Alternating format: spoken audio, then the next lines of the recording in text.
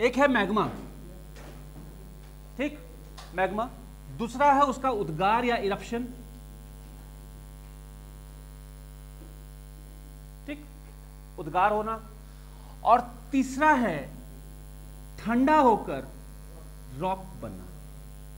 ये तीनों का तीनों प्रक्रम क्या है? It defines the system known as volcanism. ये पूरा का पूरा प्रक्रम क्या है? ज्वालामुखीयता है। इन तीनों चीजों को आप अच्छे से समझिए। क्या हो रहा है? मैग्मा निकल रहा है। तो मैग्मा होता क्या है? मैग्मा इज मोल्टन लावा, पिघला हुआ लावा है ये, ठीक। मैग्मा क्या है? पिघला हुआ लावा है। और जो पिघला हुआ लावा है इसमें तीन चीजें होंगी। ऑब्वियसली सॉलिड होगा, कुछ लिक्विड होगा और कुछ गैस होगी। पिघले हुए लावा में तीन चीजें होंगी, या तो कुछ ठोस होगा, या तो नहीं होगा ही होगा, और कुछ लिक्विड होगा और कुछ गैसेस होंगी। सॉलिड और लिक्विड को हम अभी देखेंगे, क्योंकि इसमें कुछ और नहीं होगा, इसमें मिनरल्स बाहर निकल रहे होंगे। गैसेस को पहले देखिए, गैसेस कौन कौन सी निकल रही हैं आपकी बाहर। गैसेस जो लावा से सबसे ज्यादा मात्रा में निकलती है वो होती है वाटर वेपर, जल वाष्प, सबसे ज्यादा मात्रा में। क्लियर? दूसरे नंबर पर होती है कार्बन डाइऑक्साइड और तीसरे नंबर पर होती है सल्फर डाइऑक्साइड, ठीक। समझ में आ रहा है कि नहीं आ रहा?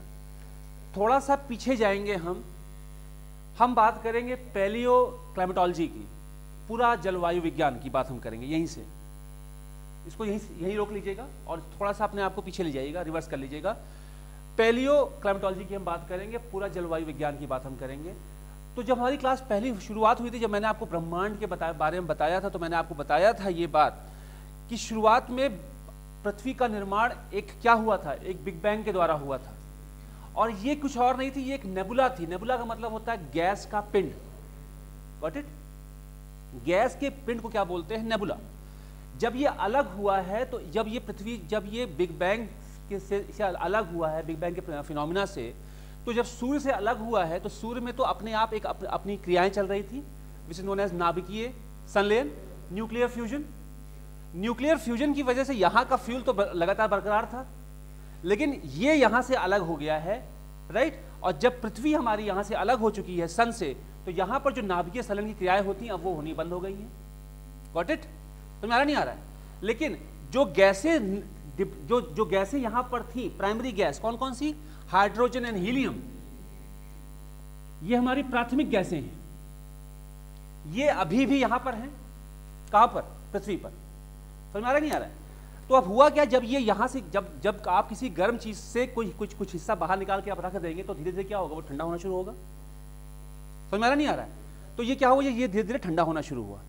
जब ये ठंडा होना शुरू हुआ, तो जो हमारी पृथ्वी का पूरी की पूरी परतें हैं, वो धीरे धीरे धीरे धीरे धीरे धीरे ये गैसें आपस में सिकुड़ना शुरू हुई, आपस में अभिक्रियाएं करना शुरू हुई। और जब ये गैसें आपस में अभिक्रियाएं करना शुरू हुई, तो ये गैसेज फिर लिक्विड स्टेट में आई और फिर ये सॉलिड स्टेट में आई। क्योंकि आपको पता है कि जब गैसों के मॉलिक्यूल्स जब दूर दूर होंगे, राइट, ये जब संघनित होंगे, जब ये क्या होंगे?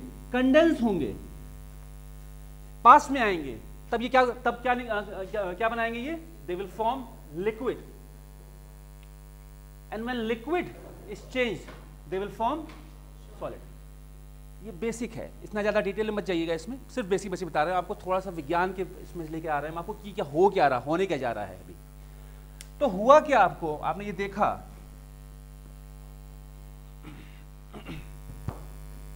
एक मिनट,